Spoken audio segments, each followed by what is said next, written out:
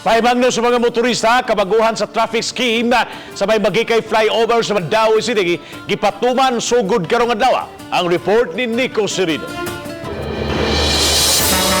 Sugod karong adlawa ang soft implementation sa bagong traffic scheme sa may Maguikay Flyover.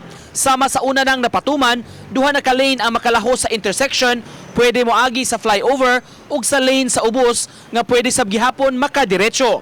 Ang kabaguhan kay ang mga jeepneys adto na paagi-on sa ubos ug dili na pasakon sa flyover mismo.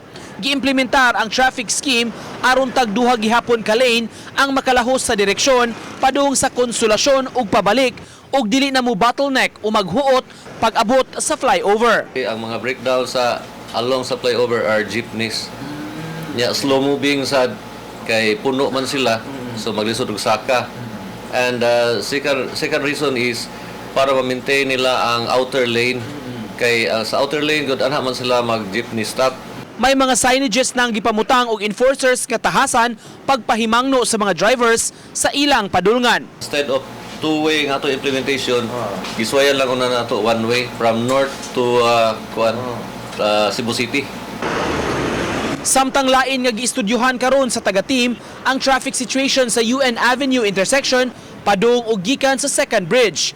May plano nga kabag-uhan ipatuman kundiin makalahos na ang mga trucks nga nagsubay sa Dan DM Cortez padung sa direksyon sa Kansaga ug pabalik. Apan ang ubang mga sakyanan labi na mga pribado gikinahanglan gihapon nga mo right turn ug adto sa U-turn slot ilawom sa bridge ug dapit sa dakong mall sa UN Avenue. Ang trucks can only access, will be given access mga 30 seconds only.